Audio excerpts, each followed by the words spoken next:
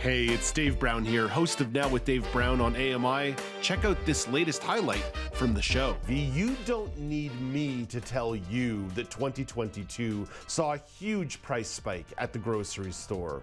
Canada's food price report for 2023 examines the food cost increases from last year, as well as projections of what you can expect to pay this year. Dr. Sylvain Charlebois from Dalhousie University is the lead author of that report, and he's here to share some of the findings. Dr. Charlebois, thank you so much for making time to be with us today. We're grateful. Well, thank you for having me. So looking at the forecast in this report, it's predicting another increase of 5 to 7% again this year on food cost. What are the factors that are contributing to that? Well, I think it's important to underscore the fact that we are looking at a global phenomena. It's not just Canada. I know a lot of Canadians think that this is just happening to them. It's not. In fact, Canada has one of the lowest food inflation rates in the world. In the G7, only Japan has a lower food inflation rate. The challenge that we have in Canada is that the general inflation rate has exceeded the food inflation rate for well over a year, which is why people are still sticker shocked at the grocery store. So for 2023, we are expecting, I guess, two scenarios. The first part of the year, so up until I say June or July, we are expecting food prices to continue to rise as they did in 2022, unfortunately. But during the second part, things will get calmer. We don't expect major increases really, and we are expecting some categories to be a little bit more problematic than others. What are some of those categories? As you mentioned, this is a global phenomenon, and certainly there are certain types of food we just can't produce or don't produce within Canadian borders. So what are those sectors where people may see a particularly high increase? Well, so there are three of them. One are vegetables, unfortunately, and particularly right now in the winter, we're very vulnerable. We do import a lot.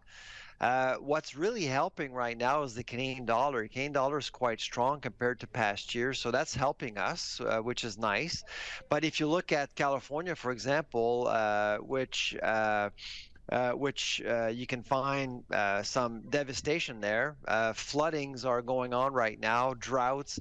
That tends to actually cost more to Canadians, unfortunately, and importers will look at other places to import products, but those other options tend to be more expensive. Dairy is another one. We've seen dairy, the dairy section become more expensive, and finally, bakery products are becoming more expensive as well. And just for so many folks, those would be staples in the pantry. The ones you're describing absolutely would certainly be daily staples for folks. I'm curious, when you say things may settle a little bit as the year moves along, what are the contributing factors that may lead to that? Well, so essentially, what we're looking at there are three major macro factors, I would say. One, supply chains still very ineffective, unfortunately, and when supply chains are ineffective, they tend to cost more. Ukraine is still an issue. Commodity prices are much higher than the 5-year average, so that's costing more. And the last thing is climate change. Climate change is impacting several areas around the world. For 2022, we saw droughts in Asia, Europe, and again in the United States, parts of the United States. South America was also impacted by droughts as well. So it's always, Mother Nature always complicates things every single year, and when something like this happens, it tends to cost more. Do people underestimate just how significant climate change is in the conversation we're having around food production, supply chain, and security? I think right now, there's a lot of anger towards grocers. People think that grocers are solely responsible for higher prices.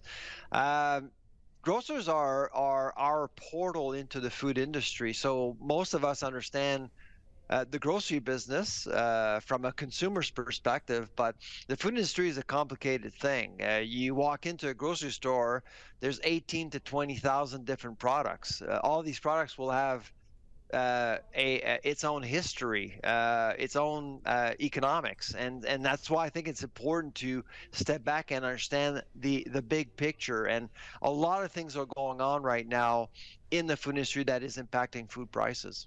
You are one of the absolute experts in this field, one of the people who speaks on this the most in Canada. This is the 13th edition of this report. What goes into putting together an annual report like this? It's challenging and fun as well. There's some science to it and there's some art to it. The science is all about AI and machine learning. All 4 campuses involved, and that would be us, Dalhousie, Guelph, Saskatchewan, and UBC.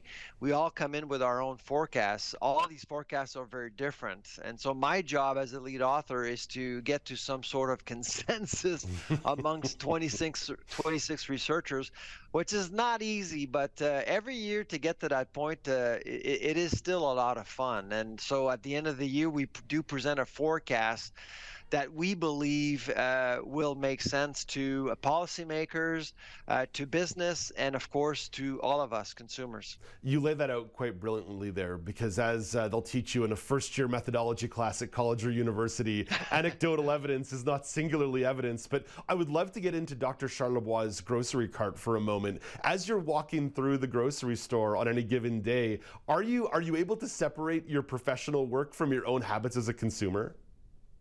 That's a good question. So first of all, I rarely grocery shop alone. I go with my wife, and we're a good team. So she focuses on the grocery list, and I focus on the lab, which is the grocery store, because I'm out there looking with my phone all the time. I take pictures, I observe. People come to me with some anecdotes, and it's always a lot of fun. It's a labyrinth of discoveries for me, and I go to different stores all the time, specialty stores, big box stores. There's lots going on, and the one message I would have for your listeners is this: I know food inflation is making things tougher for a lot of people, but don't forget that consumers have a big say in terms of pricing and the kind of products we have access to. We have more power than we think. Last week, chicken breasts were all over social media. Someone took a picture of overly priced chicken breasts. Well, guess what? Nobody bought chicken breasts last week, and chicken breasts are 20% cheaper this year, this week. So we do have a lot of power. We have to follow those trends. There's no doubt about it. Dr. Charlebois, I'm so grateful for your time today, and I've long admired your work. Thank you for making some time for us today. My pleasure. Take care. That is Dr. Sylvain Charlebois, lead author of Canada's Food Price Report for 2023, a professor and researcher at Dalhousie University, joining us from Halifax.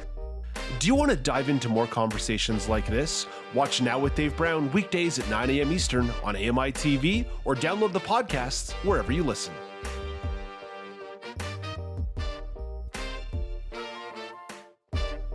Do you want to dive into more conversations like this? Watch Now with Dave Brown weekdays at 9 a.m. Eastern on AMI-télé, or download the podcasts wherever you listen.